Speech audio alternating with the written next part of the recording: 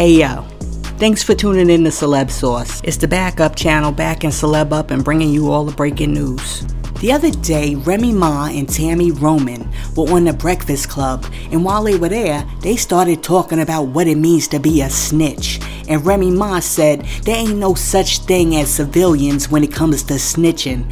Check out what your girl Remy Well, after your girl Remy Ma gave her opinion on snitching, your girl Tami Roman totally disagreed with her. Check out what your girl Tami Yo, me and Remy are usually on the same page, but this time, I gotta agree with your girl Tami Roman, and I'm gonna give you an example of why. Many years ago, I was at a party, right? Everybody's getting their groove on, and I mean, after a while, things started to die down, right? So this dude that I knew from around the way, I mean, he wasn't my best friend or nothing, but I knew him from around the way, came through and he was like, yo, Sauce, can you wash this bag for a minute? I'm like, all right, no problem. He's like, I'll be back in like 15 minutes, right? About 5 minutes later, the police raid the party, right? So I'm standing there next to this bag, and you know, the police go through everything, but they skip me, right? Because I look mad innocent. So anyhow, the police leave, the dude comes back, and I say to him, yo, what's in the bag? This dude pulls out a sawed-off shotgun and like 4 or 5 Glocks. Now, you can't make this mess up. Anyway, I'm very glad that the cops didn't stop me and arrest me that night. But I tell you, if they did arrest me and I found out what was in that duffel bag, I'd have snitched on this dude with the quickness. I'd have gave him his name, his address, his social security number, everything.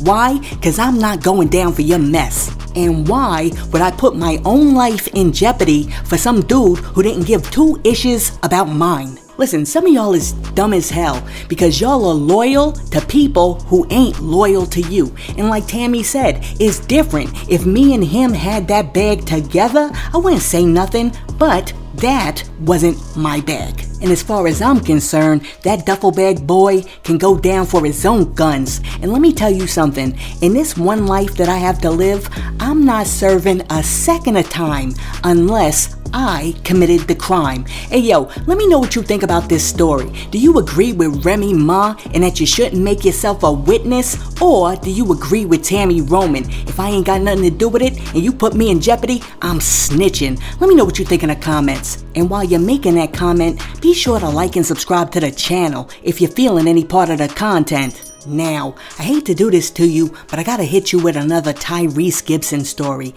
The other day, Tyrese was on Sway's Universe, and while he was on the show, he started talking about how back in the day, his firstborn child was taken away from him for 100 days because the baby's mother said that he was abusing the child. Tyrese went on to say that he was so stressed out during that time that the doctors put him on psych meds, and because the court had ordered no contact with his daughter, he hired a plane to fly around his daughter's school during her lunch hour with a sign that said, Shayla, Daddy loves you no matter what. Check out what your boy Tyrese had to say. Man, I travel and I move all the time.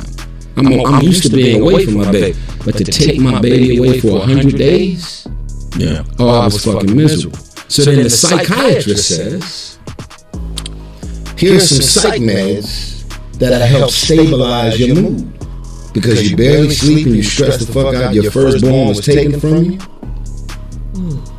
So they gave me these psych meds. What did they give you? They gave me some psych meds called Rexulti. Fucked me up. I was up there with the Care Bears for real. Yeah. What more do you want from me, says Mr. Gibson. That was in that moment. Every bit of it. Okay. Will Smith is gonna give me $5 million. I never even talked to Will Smith. I was out of my mind. They took my baby from me, my firstborn. 100 days. I ended up paying for an airplane. I knew what time my daughter went to lunch. It was a no contact, no nothing. I could not get access to my baby. So I ended up paying for an airplane to fly over my baby's school. And it flew over her school during lunch because it was my only way of getting a message to her. Daddy loves you. Shayla, Daddy loves you no matter what. And I told him, fly for 2 hours over her school. So she went out to lunch after no calls, no contact with her dad. worried about me, as I found out later. And she went out to the play area and looked up. And my dad never violated the court order, because they didn't put that in the court order. They said no calls or no contact. But they didn't say you couldn't fly a plane over the school. That's a whole lot. But it shows you how much Tyrese loves his kids. And Tyrese went on to say that the courts found no evidence that he ever abused his daughter, and as a matter of fact, he eventually ended up getting full custody of his daughter. Listen, if you're an adult and you got kids and you got issues with the baby daddy or the baby mama, don't use the kids as a pawn, and definitely do not lie and say that the kids was abused unless the kids was abused. You know why? Because that is abusive.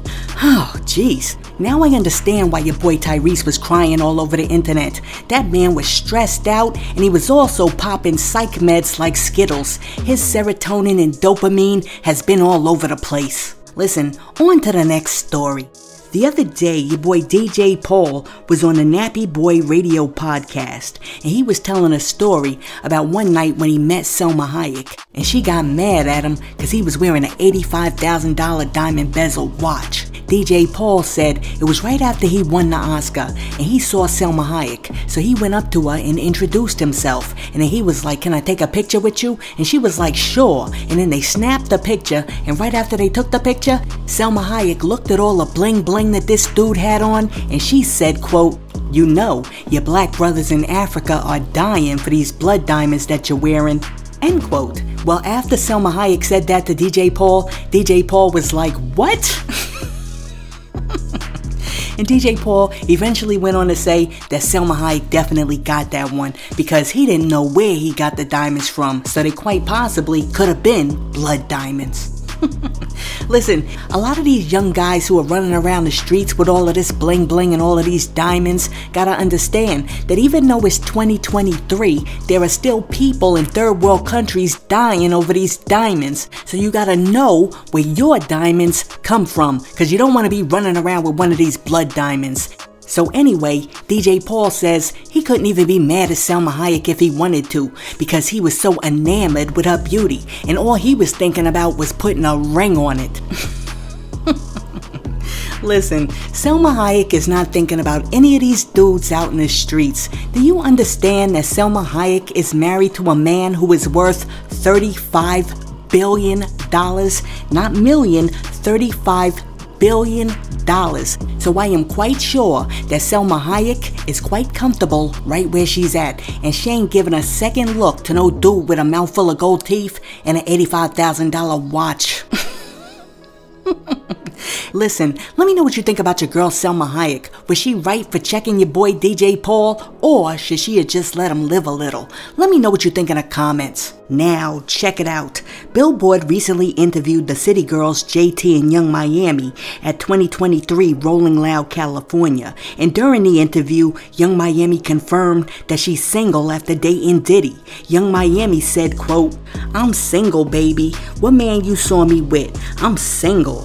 SINGLE, baby," end quote. Listen, as far as I'm concerned, Young Miami was single the whole time she was with Diddy, but she was the only person who didn't know it. Now check it out. The other day, Lizzo jumped on Twitter to criticize what she called complicit silence in the fight against bigotry. Lizzo got straight to the point and posted a message to point out what she believes is the connection between transphobia and racism. Lizzo said, quote, "Transphobia is looking real rooted in racism right now. I've never heard a person say why they're racist or fatphobic. I've never heard a reason why someone is transphobic. I think if we knew why these people felt this way, there would be way less support for these ideals, because the why is more insidious than we realize." End quote. Well, after Lizzo made that post, a whole bunch of people had something to say in the comments, and they were on both sides of the fence. For example, one person was like, quote, "A friend of mine always says, hate is hate. It's all intertwined, and one always connects to the other, no matter what they try to tell us." End quote. And then another person came through and they were like, quote, "So you can't be transphobic against people of your own race?" Interesting take, end quote. And then after that, another person came through and they were like, quote, the math isn't mathing, end quote. You know what? I'm gonna have to agree with your boy on this one, because for me, the math is not mathing either, and I'm gonna tell you why. I understand that nowadays everybody wants to be an activist and everybody wants social justice. However, I really think that people should be very careful about what they say, because we should not start intermingling and entangling things that are not necessarily entangled or intermingled. Because as far as I'm concerned, transphobia is not rooted in racism. Now, while you can say that transphobia and racism have some similarities because they both involve one group of people being disliked by another group of people based on certain characteristics or traits, that right there is very different than saying that transphobia is rooted in racism. Because I mean, for me, that's like saying that apple juice is rooted in orange juice. No, they're both similar because they're juices, but one juice is not rooted in the other juice. But that's just my opinion, and I'd be very interested to hear yours. Do you think that Lizzo is right and that transphobia is looking like it's rooted in racism right about now? Let me know what you think in the comments. But before I go, I gotta ask you something. Did you know that your girl Dreba Lee from BET was having an ongoing affair with Bob Johnson?